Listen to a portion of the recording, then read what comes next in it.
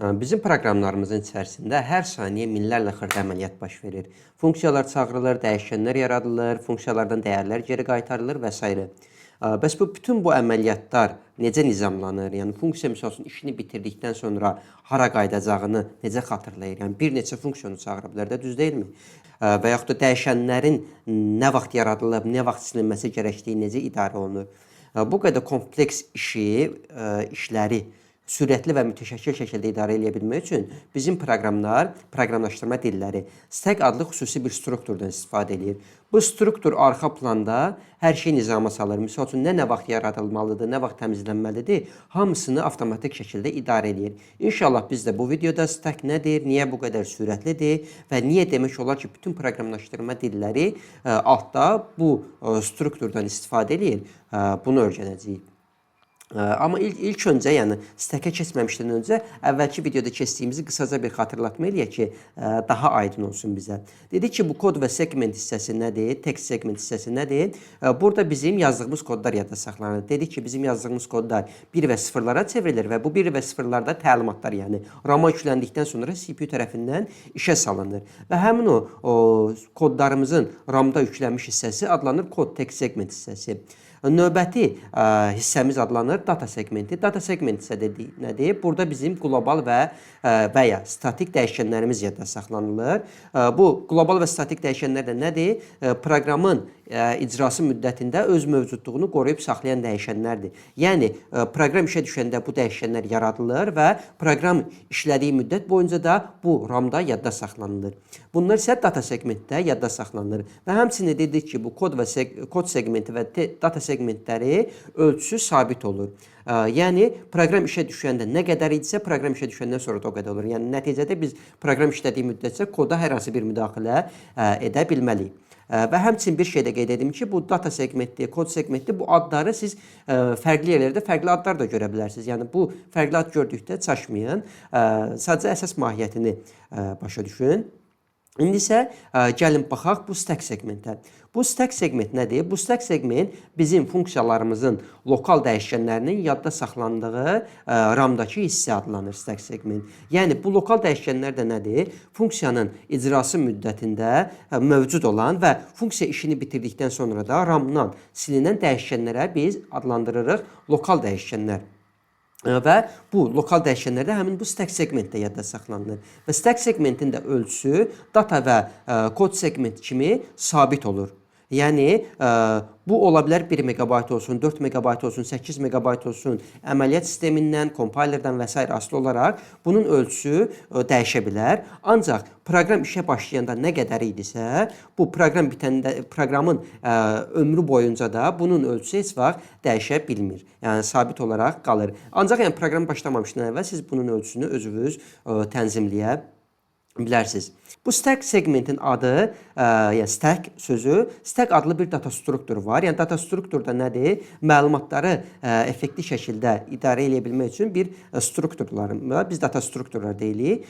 Bu stack segmentin adı stack data strukturdan gəlir. Çünki altda bu stack data strukturunu istifadə edir. Və ona görə də bu segmentdə məlumatlar necə idarə olunur, onu başa düşməmişdən əvvəl gəlin baxaq görək bu stack data strukturu nə olan şeydir, ona başa düşək.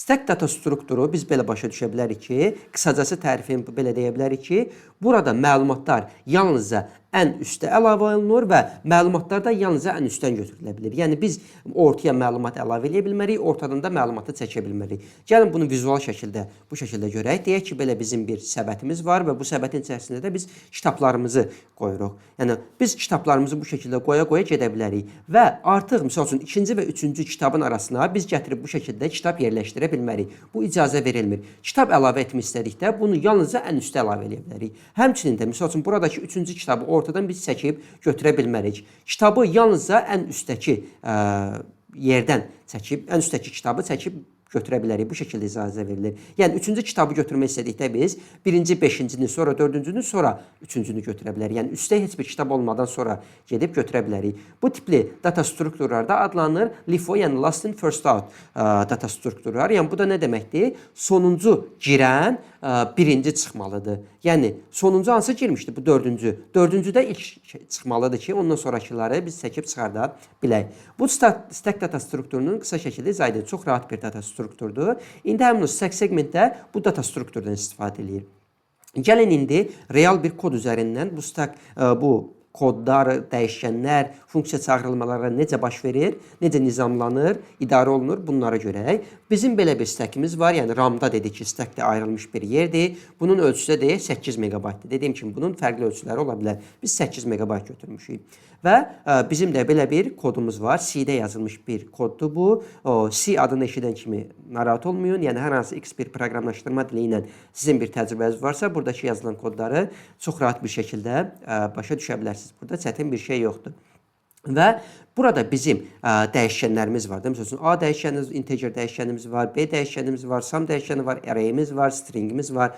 Bunlar RAM-da stack şəklində yadda saxlanılır. Yəni hamısı bir-birinin üzərinə, arada boşluq olmadan bir-birinin üzərinə əlavə edilərək bu şəkildə yadda saxlanılır. Bunun bu şəkildə bizim yadda saxlamamıza kömək nə edir? Bunların data tipini bizim bilməyimiz kömək edir. Məsələn, bu A dəyişəninin data tipi integerdir və integerdə əsasən 4 byte RAM-da yer ayırır. Və ona görə artıq biz rahatlıqla 4 byte buna yer ayırdıqdan sonra B dəyişənini dərhal ondan sonra yadda saxlaya bilərik. Ancaq deyir ki, bu A dəyişəninin ölçüsü dəyişirsə, məsələn 4 byte-da yadda saxlaya bilirsən, 5 byte-da yadda saxlaya bilirsən, o zaman nə baş verərdi? 4 byte-ı burada yadda saxladıq. Sonra məsələn 5 byte-lıq məlumatı yadda saxlamaya ehtiyac istəsəydik nə baş verəcəkdi? Ondan sonra birbaşa B var axı. A-nı buradan siləcəkdi və götürəcəkdi sonradan boş yer hardadsa B-ni də gedib orada yadda saxlayacaqdıq və burada artıq belə bir boşluq yaranmış olacaqdı. Və bu şəkildə də bizim məlumatlarımız stack şəklində bir-birinin üzərində yox da yaddaşa səpələnmiş şəkildə yadda saxlanılacaqdı. Buna da memory fragmentasiyası, yəni yaddaşın fragmentasiyası deyilir. İndi bu fragmentasiyanın problemi nədir? Onu da inşallah növbəti slaytda görəcəyik. Amma gəlin bu kodlar necə yadda saxlanır onu bitirək, sonra fragmentasiyanın probleminə baxaq. Burada sum dəyişəni yadda saxlandı və növbəti isə bizim belə numbers deyə belə bir array'imiz var.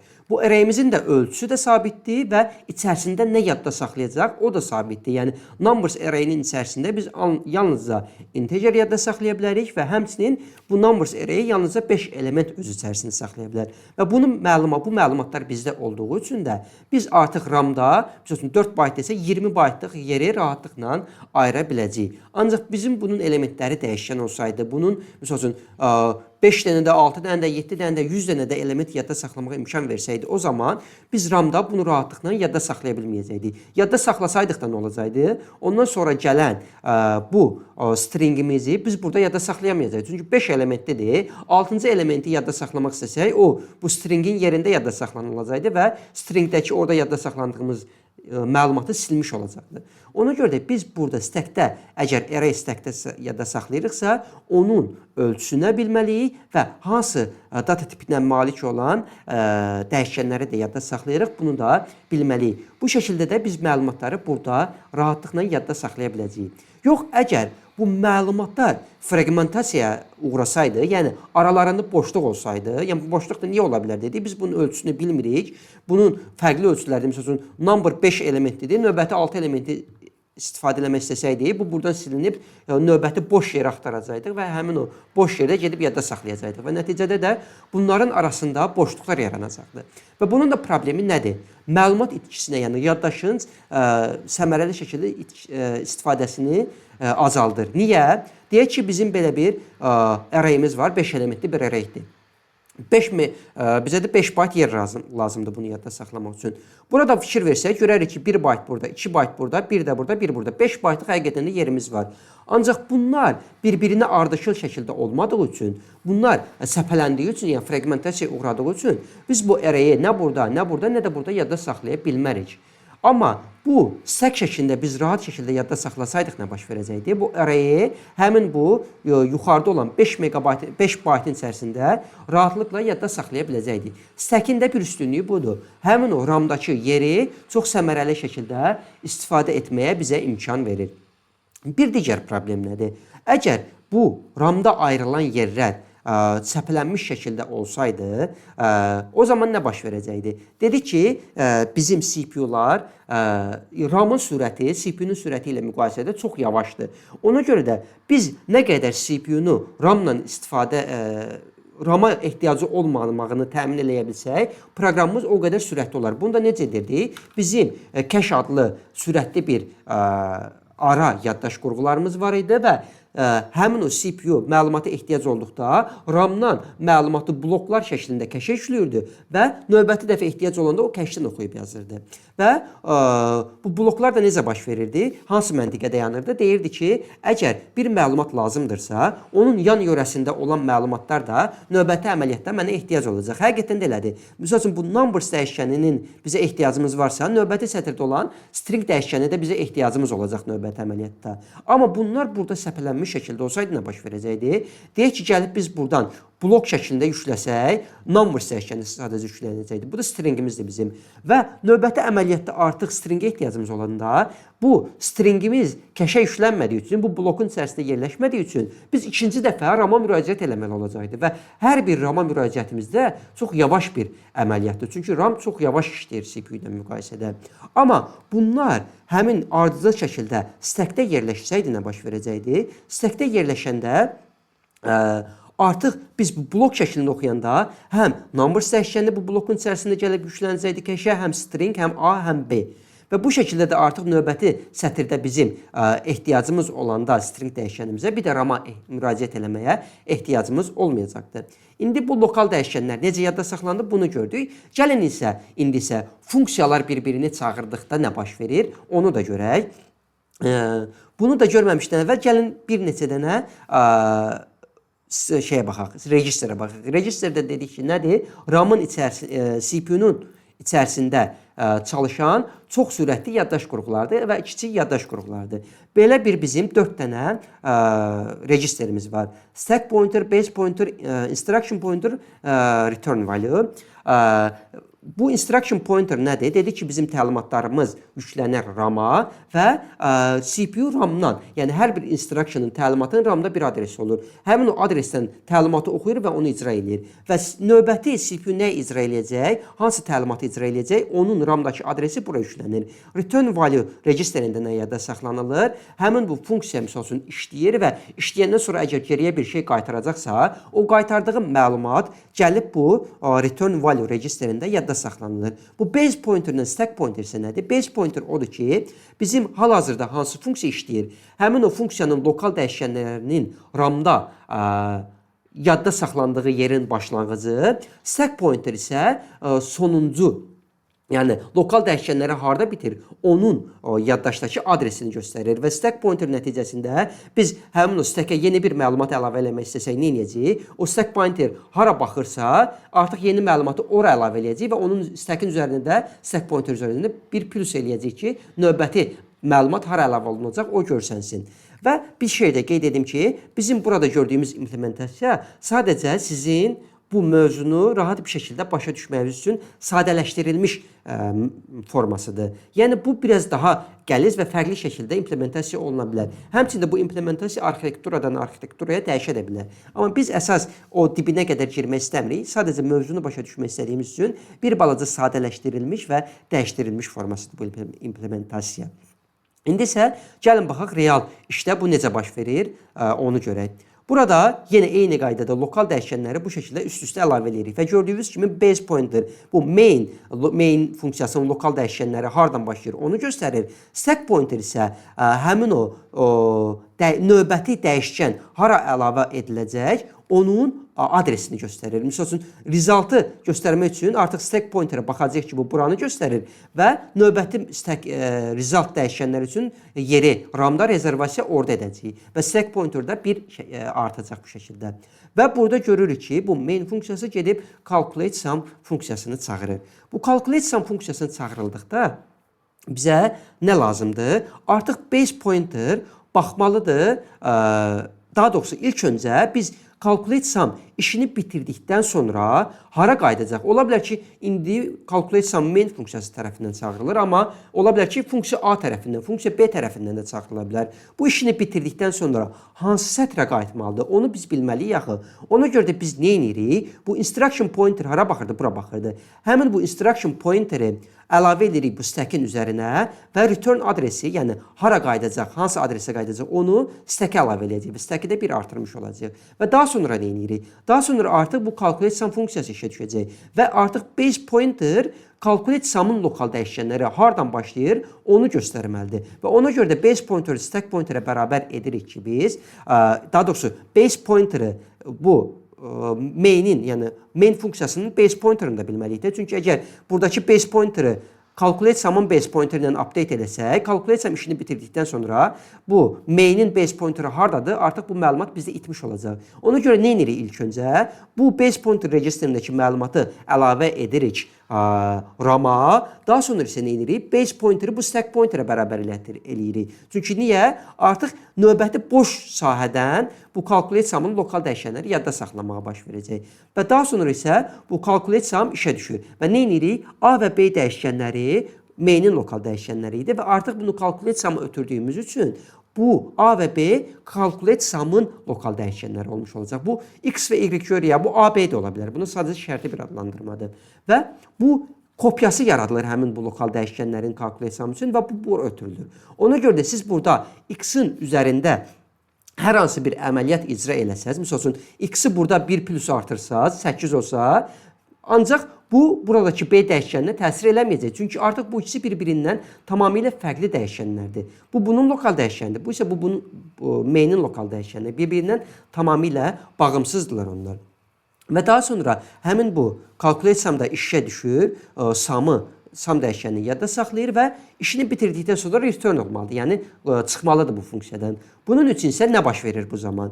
Bu zaman nə geriyə qaytaracaq? 12 ədədini geri qaytarmalıdır. Həmin 12 ədədini return value registerində yadda saxlayır və daha sonra nə edir? Daha sonra isə bu stack pointeri yenidən base pointerə bərabər elətdirir və stack pointerdə base pointerə bərabər elətdirilməsi nəticəsində nə baş verəcək? Artıq burada gördüyünüz 0101, 0110, 0111 bunlar artıq yenidən istifadə eləməyə hazır vəziyyətə gəlib çıxacaq. Niyə? Çünki stack pointer artıq bura baxır və növbəti məlumatı əlavə eləmək istədikdə biz gələcək o baxacaq stack pointer hara baxır bura və bundan sonra gələn hissə buradır və növbəti məlumatı buradakı məlumatı silərək orada yadda saxlanacaq və bir növ elə deyə bilərik ki, burada gördüyümüz bütün dəyişənlər RAM-dan silinmiş olacaq. Silinmir də sadəcə yenidən istifadəyə hazır vəziyyətə gətirib çıxardılır. Növbəti mərhələ nədir? Növbəti mərhələ isə calculate sum öz işini bitirdi axı.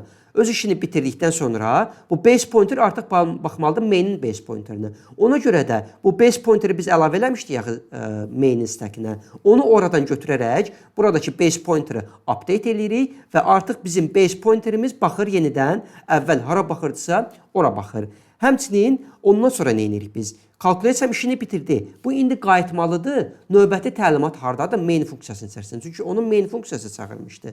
Və növbəti hara qayıdacaq onu da görmək üçün burada stack'ə də return adresi əlavə eləmişdik axı biz. Həmin o return adresi buradan götürürük, stack'in ən üstündən götürürük və buradakı instruction pointeri ona bərabər eləyirik və bu şəkildə də artıq gördüyünüz əvvəl bura baxırdı. İndi isə instruction pointeri burayla update elədiyimiz üçün növbəti təlimat main funksiyasının içərisindəki koda baxmış olur. Və daha sonra isə bizim bu main funksiyası da öz işini bitirir və buradakı lokal dəyişənləri də RAM-dan silinmiş olur. Qısacası bizim funksiyalarımız və lokal dəyişənlərimiz bu şəkildə stack vasitəsilə sürətli şəkildə idarə olunur. Yəni yeni bir məlumatı əlavə eləmək istəmək çox rahatdır. Həmin o stack pointerdən növbəti hara əlavə olunacaq, onu götürüb sürətli şəkildə orada yadda saxlanır. Həmçinin məlumatlarımız kompakt şəkildə bir-birinin ardıcıl şəkildə yaradılır. Məlumatlar RAM-dan silinəndə çox sürətli şəkildə sadəcə stack pointeri base pointerə bərabər eləmək vasitəsilə buradakı dəyişənlər RAM-dan sürətli şəkildə silinə bilir. Stack pointer ona görə də artıq demək olar ki, mən bildiyim bütün proqramlaşdırma dilləri tərəfindən istifadə olunur bu lokal dəyişənləri idarə etmək üçün. Ancaq biz dedik ki, bu stack pointer demiş. Bu stackin ölçüsü sabitdir. Məsəl üçün 8 megabaytdır. Yəni siz bura məlumatı əlavə eləyə davam eləsəz, bu bir yerdə qutaracaq. Və bu stack pointer artıq dolanda nə baş verir? Stack overflow deyə bir error baş verir. Stack Overflow erroru da, yəni bildiyiniz o məşhur sayt var. İndi böyük ehtimal əvvəlki qədər çox istifadə olunmur süni intellekt alətlərinə görə. Amma əvvəl demək olar ki, əksər proqramist istifadə elədiyi sayt o Stack Overflow saytı idi. Və artıq siz bunu stackiniz dolanda o error baş verir və sizin proqramınız xəta baş verir sizin proqramınızda. Bu da necə baş verə bilər? Normalda bu stack 8 megabayt bizim üçün kifayət edir. Çünki niyə? Funksiya işini bitirdikdən sonra o RAM-dan silinir və stack boşalır. Amma siz əgər proqramınızı səhv şəkildə yazsanız, səhv şəkildə də necə yaza bilərsiniz? Məsəl üçün, rekursiya deyib bir şey var. Rekursiya nədir? Bir funksiyanın özünü çağırmasıdır. Əgər siz bu rekursiya məntiqini düzgün şəkildə yazmasanız, yəni onun base case verməsəniz, yəni bu özünü çağırma prosesi nə vaxtsa dayanmalıdır da, düz deyilmi? Sonsuza qədər davam eləməməlidir. Sonsuza qədər davam eləsə nə olar? Hər dəfə chaos overflow üçün yeni bir stack yaranar, yeni bir stack frame yaranar və stackiniz bitər. Əgər siz proqramı düzgün şəkildə yazmasanız, yəni ona base case verməsəniz, nə olacaq? Bu özünü çağıra gedəcək və axırda sizin stackiniz dolmuş olacaq və sizin proqramınız crash olmuş olacaq. Ona görə də bu rekursiyanı yazdırılan zaman ehtiyatlı olmaq lazımdır. Stackdən bu qədər bizdə. Nəticədə gəlin bu indiyə qədər keçdiklərimizi bir əldə təkrar eləyək. İnşallah bu videonu sonra da bitirək. Stack dedik nədir? Bizə nə də kömək eləyir? Bizim üçün fragmentasiyanı azaldır. Fragmentasiyanı azaltmaq nə deməkdir? Bizim yaddaşı səmərəli şəkildə, kompakt şəkildə istifadə edə bilərik. Həmçinin cache hiti çoxalır. Cache hit də nə idi? CPU-nun cache-dən istəmə faizini çoxaldırdı. RAM-a hər dəfə müraciət etmə prosesini azaldırdı.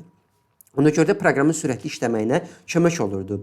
Bundan əlavə memory allocation dedik ki, sürətlidir. Niyə memory allocation? Memory allocation nədir? Yəni məlumatı RAM-da çox sürətli şəkildə yadda saxlaya bilərik. Həmçinin də sürətli şəkildə RAM-dan silə bilərik. Stack bunda da bizə kömək edirdi. Bunun bir dənə mənfisi nə ola bilər dedik? Dedik ki, ölçüsü həm sabitdir, kiçikdir amma çox vaxt bu problem çıxartmır bizə.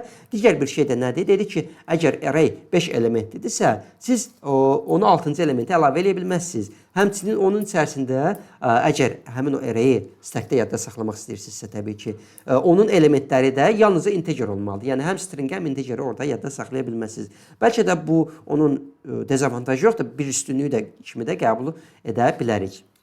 İndi sizin ağlınızda sual da yarana bilər ki, bəzi proqramlaşdırma dilləri var ki, misal üçün Python olsun, JavaScript olsun və s. Bunlarda biz onlara nə data tip veririk, biz onlara array'i misal üçün list deyirlər, onu list yaradırıq və istədiyimiz qədər elementi əlavə edirik ora və s. də belə bir bizim limitləməmiz yoxdur da, restriction'ımız yoxdur. Bəs bunlar bu proqramlaşdırma dillərində bu proseslər necə baş verir? Onlar altda stack istifadə etmirmi? Yox, həqiqətən onlar da altda stackdən istifadə edir. Amma oradakı məntiq bir balaca fərqlidir. İnşallah o bu videonun mövzusu deyil. Həmin o proqramlaşdırma dilləri ilə, yəni Python, JavaScript kimi dillərlə bizim bildiyimiz statically typed language, yəni Java-dır, C#'dır, Golang-dir, C-dir, bu tipli dillər arasındakı fərq nədir? Onlar bunu necə idarə edir? Bunu öz videosunda bir neçə video sonra bunu da əl alasıyıq. Amma onu bura salsaq o iş videomuz çox uzanacaqdır. İnşallah növbəti videoda görüşmək üzrə.